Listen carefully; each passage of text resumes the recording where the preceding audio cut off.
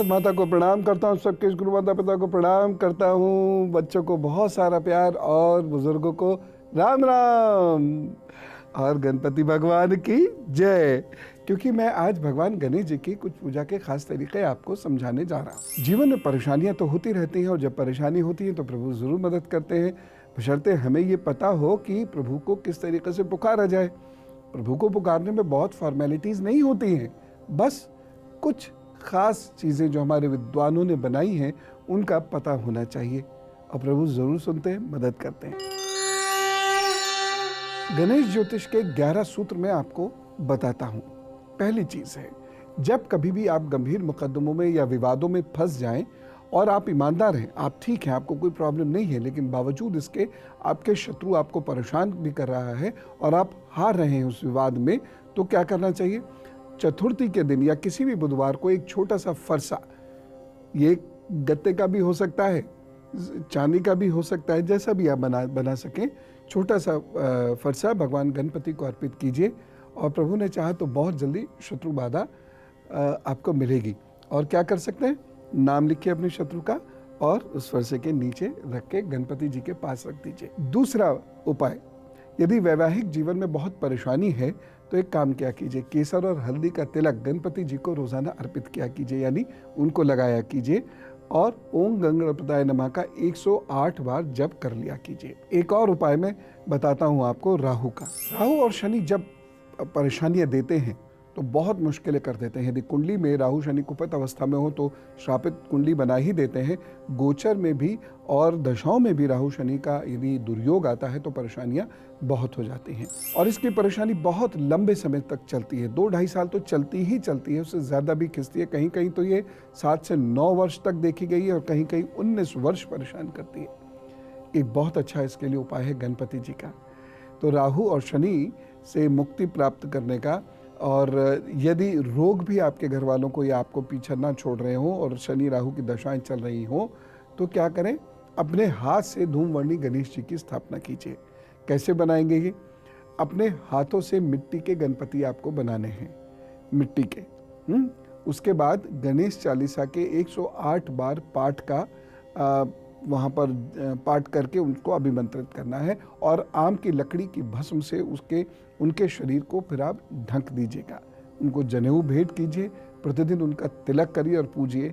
ये मैं आपको एक ऐसा उपाय बता रहा हूँ, ये अनुभव से बता रहा हूँ, जिन्होंने भी किया और प्रभु ने उनकी बहुत मदद की। चीज़ें इतनी दुरुस्त हो गई। कुंडली तो कह रही थी राहु शनि, लेकिन व्यक्ति अपना मौज में था, मस्त था और उन्नति भी लगातार हो रही थी। तो इस प्रकार है ये जबरदस्त उपाय, जरूर कर लीजिएगा। अब मैं भगवान जी का एक और खास उपाय आपको बता रहा हूँ। आजकल माहौल ऐसा है कि बच्चे दूर हो जाते हैं। हम बच्चों को पालते पोसते हैं, लेकिन कभी कभी क्या होता है, वो स्कूल कॉलेज जाना शुरू हो जाते हैं तो वह हमसे दूर होने लगते हैं, या उनका जीवन साथी यदि कोऑपरेटिव नहीं होता तो भी वह हमसे दूर हो जाते हैं, या कभी कभी ऐसा होता है वो विदेश चले जाते हैं या नौकरी करने उनको दूर जाना मजबूरी में पड़ता है। वो तो एक शारीरिक दूरी हो गई, उससे तो कोई फर्क नहीं पड़ता, लेकिन यदि मानसिक रूप से वो हमसे दूर हो रहे हो तो चांदी के प्राण प्रतिष्ठित गणपति जो हैं उनको उनके साथ भेज दीजिए, उनके पास भेजिए।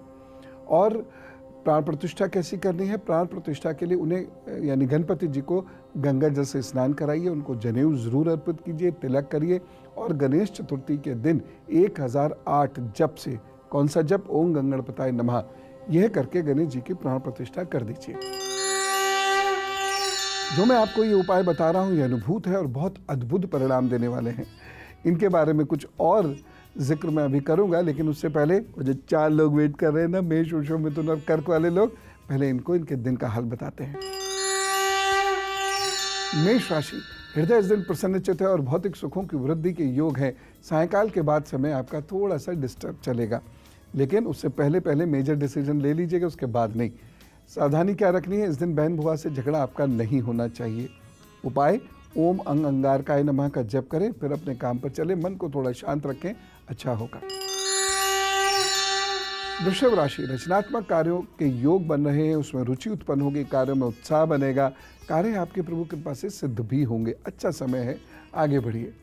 एक सावधानी लेकिन बहुत जरूरी है, पीठ और कमर का विशेष ध्यान रखने की आपको जरूरत है।